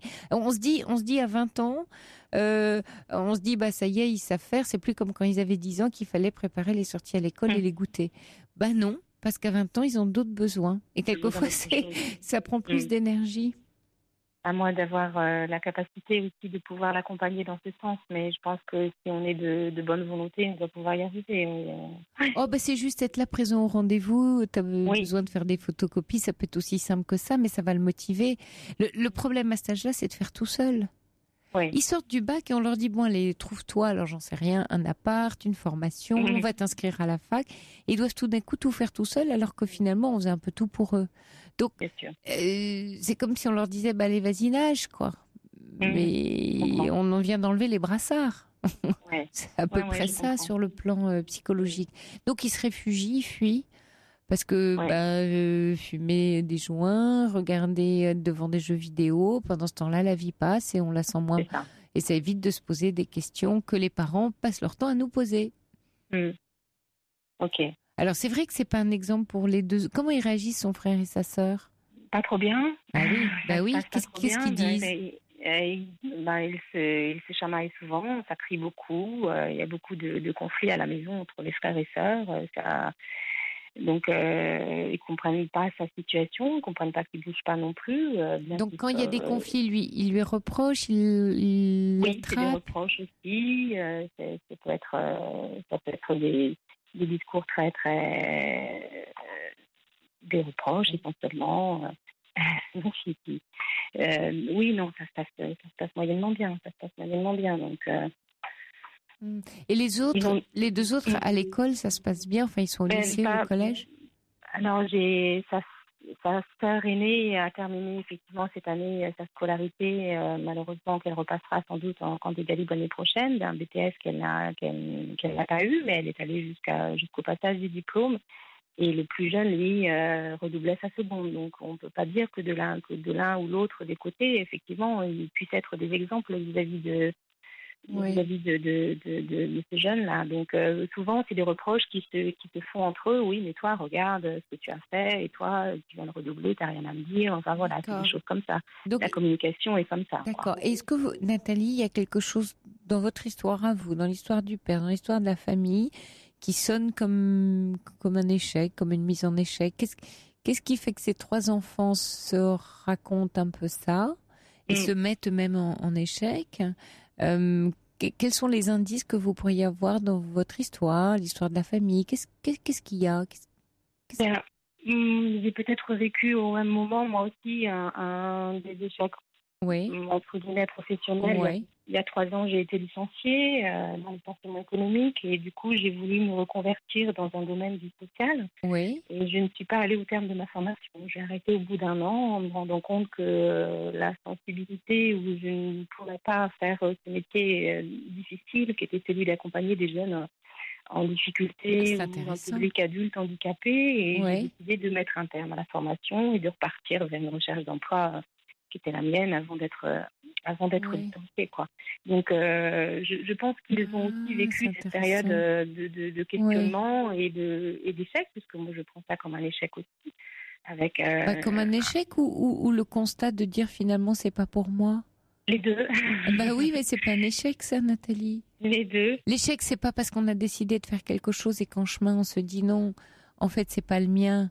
Parce que qu'est-ce qui sonne pour vous comme un échec dans ce choix-là? Le fait de ne pas être allé jusqu'au bout, sans doute. Mais pourquoi vous vous souvenez pourquoi vous avez arrêté? Pourquoi vous avez arrêté? Il y a sûrement une très bonne raison. Si vous n'êtes pas allé jusqu'au bout. Je m'efforce à me donner et qui est la bonne, je pense, c'est que je prenais trop de plein fouet les émotions des gens. Du coup, j'avais du mal à prendre du recul par rapport à des situations un peu délicates de jeunes enfants en situation de handicap ou d'adultes même. Et moi, je n'arrivais pas à rester à ma place. J'ai envie de dire, vous voyez, je prenais trop en termes de sensibilité, d'émotion de tout ce public. Oui, c'était trop difficile pour vous, en fait. Oui. D'accord.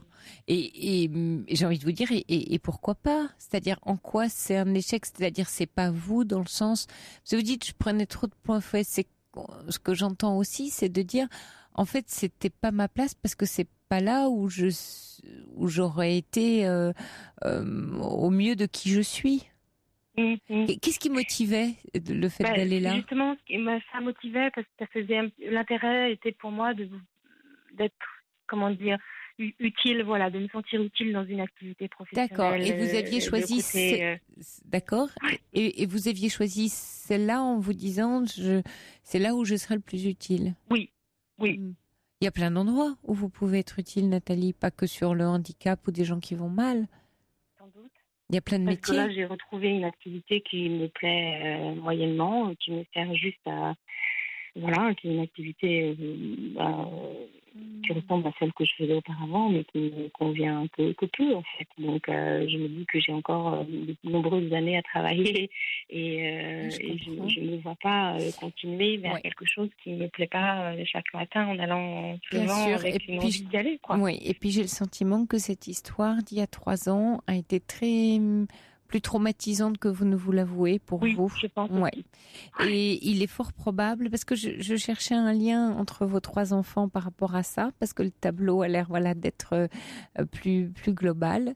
Et il se trouve, et il se peut que ce soit lié à ça aussi pour eux.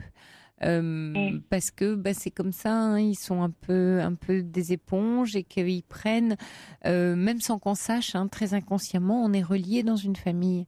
Donc ils sentent les choses, ils sentent nos difficultés, ils sentent quand on va pas bien. Voilà, ils sentent tout.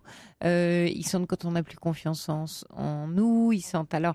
Du coup, dès qu'on se fera, alors.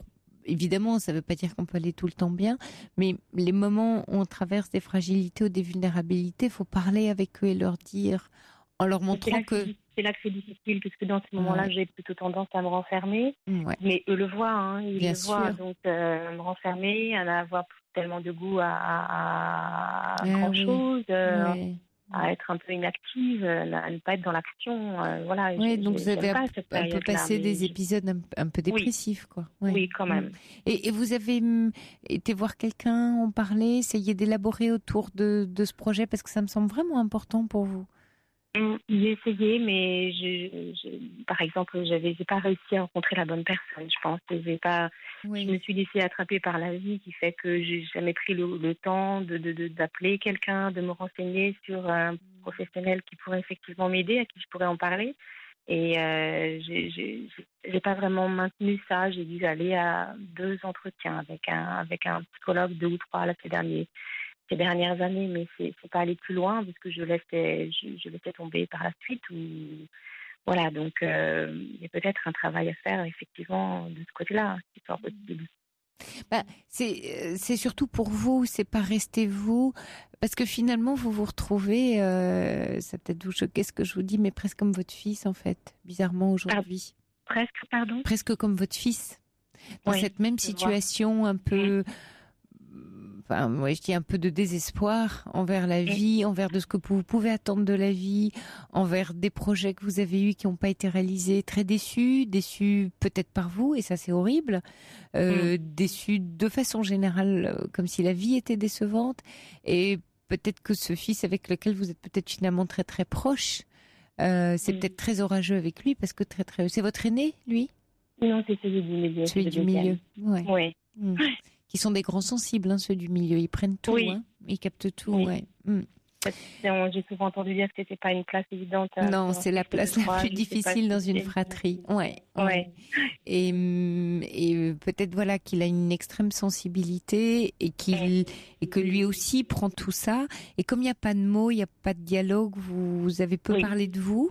Vous lui avez beaucoup parlé de lui et de ce qu'il ne sait pas faire. Sans doute aussi beaucoup parce que vous aviez le sentiment de ne pas savoir faire. Donc dans ces cas-là, c'est vrai qu'on peut être dur avec ses enfants en se disant quand même... Ça m'aiderait tellement si eux y arrivaient alors que moi-même j'y arrive pas. C'est un peu ça qui se passe inconsciemment. Mais oui, c'est très humain. Moi, je crois que Nathalie, vraiment, c'est urgent, important, essentiel pour vous. De vous faire accompagner pour aller revisiter vos projets, parce que vous avez d'ailleurs utilisé tout le temps le mot projet concernant votre fils, et en fait, ça vous tient très à cœur ce mot-là, parce que c'est le vôtre. Et vous êtes en panne de projet pour vous. Surtout que vous en aviez un qui n'a finalement pas... il n'a pas abouti parce qu'il correspondait pas vraiment à qui vous étiez. C'est pour ça qu'il n'a pas abouti. Donc c'est pas un échec, c'est juste que c'était pas lié, c'était pas quelque chose qui vous correspondait. Et trouver ce qui nous correspond, c'est quand on s'y sent bien, tout simplement. C'est aussi simple que ça. Un talent, c'est... Alors, interrogez-vous, c'est tout ce que vous faites de très bien, sur lequel vous ne mettez aucun crédit, aucune valeur, et sur lequel votre entourage vous dit, dis donc, là, t'es vraiment très forte, Nathalie. Là, c'est, waouh, je sais pas comment tu fais ça. Alors, ça peut être des talents de communication, des talents relationnels, des talents de plus pratiques, plus concrets. Enfin, peu importe. Mais essayez de savoir comment la vie vous a renseigné sur vous au travail. Qu'est-ce qu'on raconte de vous? Qu'est-ce qu'on dit de vous? Il n'est pas trop tard à 48 ans. Oh non. Non. En fait, c'est ça qui est extraordinaire. Il est absolument jamais trop tard pour être dans l'ici et maintenant et le réel. Bien sûr que vous alliez y être avec qui vous êtes. Et évidemment, avec cette immense déception ou ce projet avorté qui est douloureux. Mais c'est justement de là que va sortir quelque chose de constructif et de positif. Parce que si vous ne tirez pas la leçon de cet épisode, c'est une épine dans le pied, il va vous faire mal tout le temps. Il continuera à vous faire mal tant que vous ne lui avez pas apporté du sens. Et donc il sera là comme une espèce de... comme votre fils posé sur le canapé au milieu du salon avec ses jeux vidéo, quoi. Il vous renverra constamment quelque chose qui sonnera pour vous comme un échec. D'accord. Donc allez visiter ça pour se dire, ok, c'est quoi le sens ? Et vous allez le fabriquer. On le fabrique, hein. On est des grands fabricants de sens, nous les êtres humains. Parce que souvent on dit, je cherche le sens, je le trouve pas. Ah ben il tombe pas du ciel, on le fabrique. Comme les abeilles font du miel, nous on fabrique du sens. Donc, mais c'est votre miel à vous, comme les abeilles. Donc vous allez fabriquer le sens qui va bien vous convenir, qui va être aidant pour vous, qui va vous et vous allez le sentir. Quand je dis vous allez le fabriquer, c'est pas une conception intellectuelle, c'est que vous allez fabriquer quelque chose de votre ressenti qui vient de vous, de qu'est-ce que j'ai senti. Ah oui, je sais, c'est pour ça, c'est comme ça. Ah oui, là je comprends mieux. Ah bah oui, donc là ça avait du sens. Et puis ça va vous aider à vous donner un peu votre carte de route. Et puis les projets vont naître de ça. D'accord. Parce que c'est comme votre fils, il peut pas trouver un projet comme ça, allongé dans le canapé, en regardant le plafond et en disant « Ah, je dois donner un projet à maman ». Ça va pas marcher. Le projet, on arrive à le fabriquer quand on a des centres d'intérêt, des éléments de vie, des ressentis, des intentions. On dit « Ah, tiens, voilà un truc qui me plairait vraiment. Tiens, voilà. Et peut-être je vais tenter ça, et peut-être ça va marcher, mais je vais y mettre toute mon âme, c'est-à-dire toute ma détermination.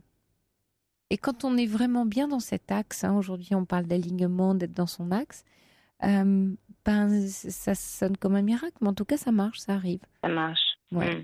Parce que c'est juste. Et là, il y a quelque chose qui n'était pas juste. Peut-être que dans cette formation, j'en sais rien, on peut tout imaginer que vous la repreniez parce que maintenant quelque chose est juste qu'il n'était pas avant. Mais il y a d'abord à rentrer en vous-même pour comprendre ce qui se passe. Et pas juste vous mettre un tampon, j'ai presque envie de dire handicapé ou invalide. Enfin, vous êtes mis vous-même un tampon de handicap. Je ne sais pas gérer mes émotions, je ne sais pas faire, donc je ne peux pas le faire. Donc j'arrête, Et vous êtes... et c'est très destructeur et agressif envers vous. Oui, bien sûr. Et c'est sans doute ce que vous reproduisez avec votre fils un peu inconsciemment. Je vois. Et donc, ça donne ce paysage familial. Très bien. Merci en tout cas pour vous le sentez, toujours vos conseils, de très bons conseils. Et je vais reprendre contact avec lui rapidement, essayer de se voir en tête à tête quelque part. Oui. Et puis, qu'est-ce que vous, juste avant qu'on se quitte, là justement, parce qu'il est parti donc mardi. Oui. Comment vous imaginez faire? Est-ce qu'il est fâché contre vous, vous croyez? Je crois qu'il est fâché. Je pense qu'il l'a effectivement. J'ai envoyé un petit message juste après son départ en lui disant j'espère que tu comprends bien la situation. En gros, je veux que tu fasses des démarches et tu reviendras quand les démarches seront présentes. Voilà. Et je t'aime, mais malheureusement, je suis obligée d'en arriver là. Et c'est vrai que j'ai eu aucune réponse à ce message. Non, mais vous j'ai eu vous son papa excusez. tout à l'heure au téléphone qui me disait oui, je crois que ce serait bien que tu l'appelles la semaine prochaine. Ça passe, la pilule a du mal à passer, quoi. Non, mais appelez-le, parce que là, ce qui n'est pas tout à fait clair dans votre message, c'est que vous vous excusez un peu. Oui. Je suis désolée, mais tu me laisses pas le choix.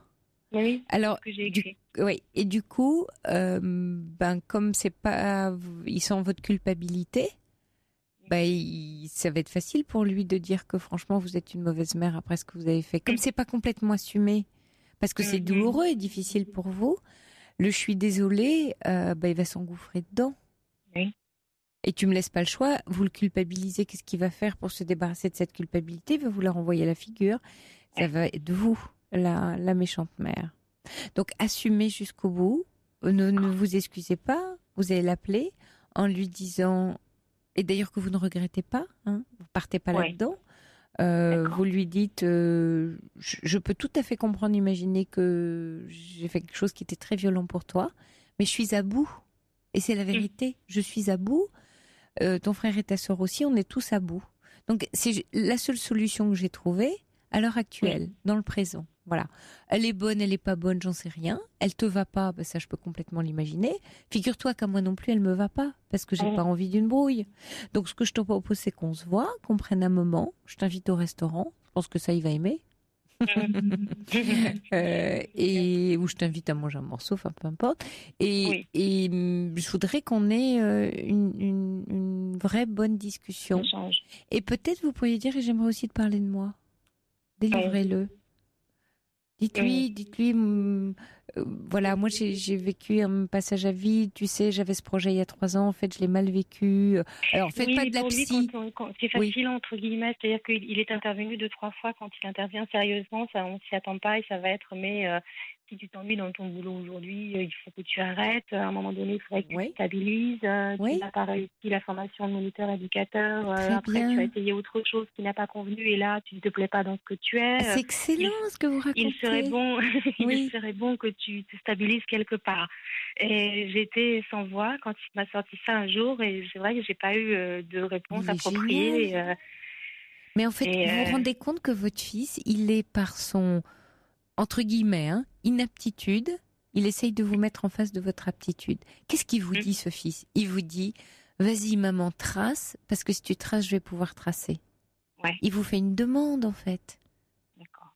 Oui, souvent, ils sont comme ça. Quand ils nous voient dans notre axe, ça leur, j'ai envie de dire, ça leur donne la niaque, quoi. Ils ont envie d'y aller. Alors, bien sûr, un parent ne peut pas toujours, encore une fois, vous dites, mais vous dire, oui, j'ai pris la mesure de... et vous pouvez peut-être lui dire lors de ce repas, j'ai repensé à ce que tu m'as dit et en fait je te remercie, remerciez-le parce que vous allez créer une vraie complicité de jeunes adultes. Nos enfants nous aident tellement à grandir et c'est pas parce qu'ils nous disent des choses difficiles à entendre parfois, mais ils nous connaissent bien et ça peut être quelquefois une indication pour grandir, pour dire oui là c'est vrai, t'as raison, c'est vrai là j'ai du mal, mais tu sais quoi, je vais en faire quelque chose. Il y a Sophie qui dit pourquoi ne pas envisager un bilan de compétences pour vous? Cela m'a beaucoup apporté, il n'est jamais trop tard pour changer d'orientation. C'est vrai, c'est quelque chose que je n'ai pas fait après mon licenciement. Je me suis dirigée tout de suite vers le concours et je n'ai pas pris le temps de le faire. C'est vrai. Bon, pas grave, tout ça a des raisons parce que tout ça parle de vous. Peut-être de ce sentiment d'urgence, de vouloir absolument faire les choses comme vous pensez qu'il faut les faire.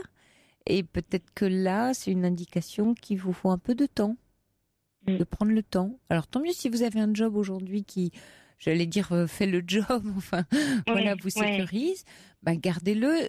Et puis c'est le moment où justement, dans ces moments-là, on prend la décision de prendre un peu le temps de regarder à côté, qu'est-ce que vous allez faire le bilan. Et vous pouvez peut-être annoncer ça à votre fils. Ce serait une bonne idée de lui dire, parce que quand vous allez l'inviter à prendre un repas avec lui, vous allez dire, j'ai aussi envie de te parler de moi. et lui dire j'ai beaucoup réfléchi et tu sais moi, c'est moi qui vais me créer un projet pour moi. Et je suis prête aussi à t'accompagner dans tes démarches. Il y a Véro qui dit pourquoi ne pas aller avec lui à l'ONICEP. Vous savez, l'ONICEP, c'est le carrefour des métiers. Oui, on avait fait ça ensemble l'année dernière. Et alors, ça avait donné quoi? Pas grand-chose, malheureusement, non. Oui, parce que c'est vrai qu'il y a plein de stands avec des brochures, alors on est un peu perdu. Oui, c'est pas... Et puis il avait son orientation prévue de BTS, il attendait l'admission post-bac, donc non, ça n'avait pas plus donné que ça. Il n'y avait pas eu Mais ça a le mérite d'exister et d'être intéressant pour les jeunes, c'est sûr. Ce qui serait bien dans le repas que vous aurez ensemble, c'est de pas trop parler de ce qu'il doit faire tout de suite dans l'avenir, mais de parler de lui. Qu'est-ce qu'il est? Intéressez-vous à lui, son caractère, sa personnalité, qui il est vraiment.